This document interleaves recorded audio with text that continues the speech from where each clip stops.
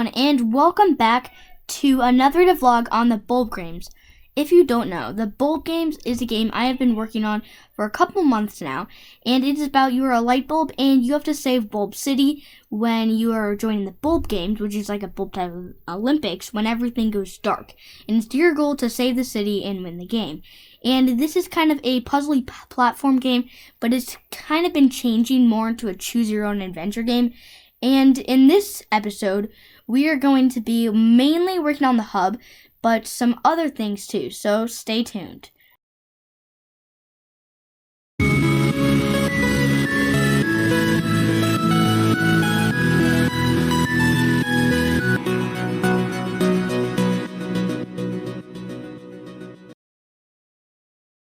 Starting off in Krita, which is my modeling program I use for this. And I'm probably just going to stick with this for the rest of this game since I started with it. But I'm currently making the hubs.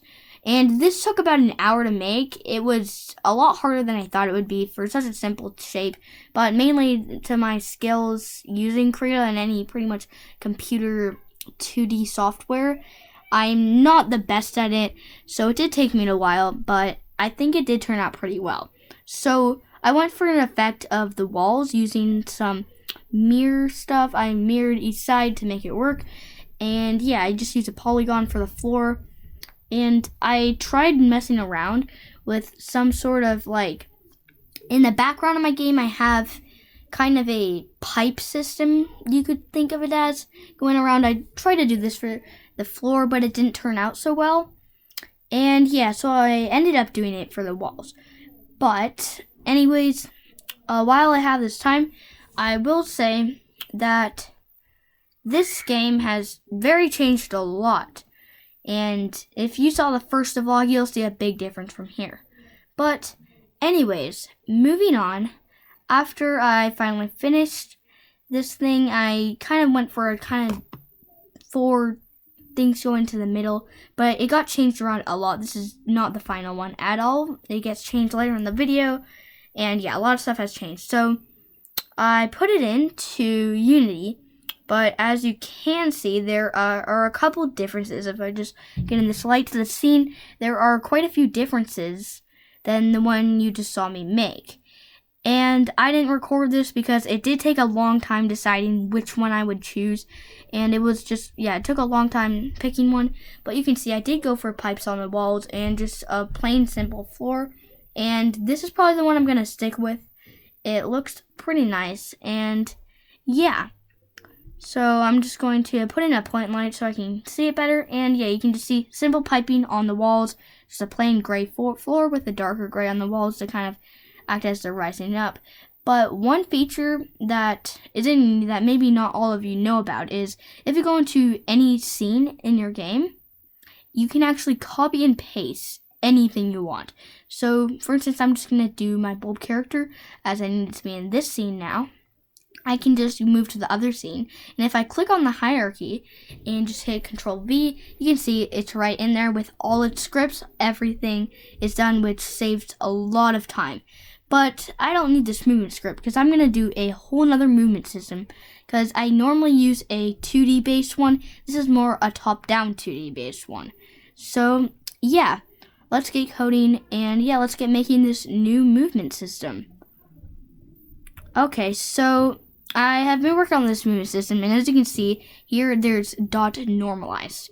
And if I go into the game view to show you what this does, dot normalized makes it so, according to this math, there is, if you hold down the W and D keys or W and A keys, you go faster than you would by just hitting W, A, S, and D. And by doing dot normalize, it fixes that. But it does feel very choppy to me, and I don't really want that feel for the game. So for now, I'm just going to get rid of it. And if I go back into the game view, you can see just how much smoother it feels. And you're in the hub area. Unless you're trying to do a glitch to get outside of the hub, then it's not a really big deal anyways, as pretty much all you can do is walk around in the hub and just go on mini quests and stuff. I'm not really sure what I'm going to do with hub, but for now, that's what I did. And as you can see, I just had some borders around the hub so you cannot escape now. And it kind of gives that more top-down feel.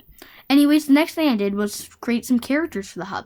I'm not sure what these people are going to do yet, but I think it's been really cool making them. So the first one I made was just a variant of our regular Bulb character, just with a hat on and some eyelashes. And I'm going to name these in the future of my game. And for now, I'm just going to name this like Miss Hat or something. I'm not really sure yet, but it's just someone with a hat, so Miss Hat works, I guess. Anyways, the next one I did was I wanted to create a whole new type of character that looked quite different from that Bulb character, but I didn't really succeed in that, and I just gave it some fun little eyes, and it just looks very happy. The next one I made was probably my favorite one, so I just put in normal eyes, but I completely forgot how I did that, and they looked kind of creepy and weird, so I just re-put in my Bulb character with its eyes. And the thing about this one was it was going to have a mustache. As you can see, all my fails of making mustaches, but finally I decided on just making the simplest one I can and just kind of making a bushy mustache, and that's Mr. Mustache. Another one of my favorites is this guy over here, Little Timmy.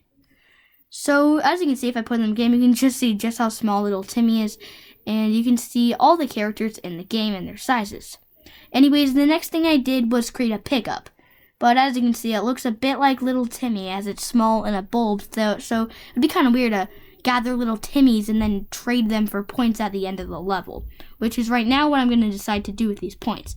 So I later changed it to this energy bolt kind of thing, and I think this personally looks a bit better. Although these aren't the finished graphics, well, some of them could be, but I'm not sure yet. Hopefully there's not too much more changes, because art's definitely not my strong suit, and it takes a while to make simple things like this. And yeah, but I am actually very impressed with the art I have made, and I am really surprised how good it turned out, in my opinion. So yeah, you can see I just created this little energy bolt, and the next thing I had to do was add it into the game. So after polishing it up a little, making it look a little better, I added a score counter onto my game. And this would count the energy you pick up. And as I said earlier, at the end of the level, I'm planning on being able to trade it in for points. So finally what I did was I made the point system work. If you haven't seen Halloween Hunt, I have done a very similar thing, which the whole game was based around, so I knew how to do this quite well, and it didn't take me too long to figure this out. Anyways, everyone, I thank you so much for watching this video. It was really great working on it, and a lot of progress has been made since the last one. And if you have any more ideas for this game, or anything you think I should fix or change a little, please put them in the comments. I would love to know. Any constructive criticism is welcome as well. And yeah, so this is the finished product. I better put a box flyer on that later. But yeah, this is the finished product. We got Little Timmy, Mrs. Hat, Fun Person, well, Fun Bulb, and then we got Mr. Mustache. And yeah, these might give you quests or something to do later in the game, so you can kind of get a little more than just levels. But then again, that might not happen because it might take away the regular experience of the game. This is still in pretty early development, but we are getting to probably a little over, just tiny bit over midway. We've got the core mechanics done, we've got some little extra things done, and now we're working on the hub. The next thing we can do is just work on more levels, and just you get the choose your adventure mechanic, which is probably what I'm mostly going to be working on next video, as well as making the points actually work. Anyways, thank you for watching, everyone, and yeah, see you in the next video. Bye.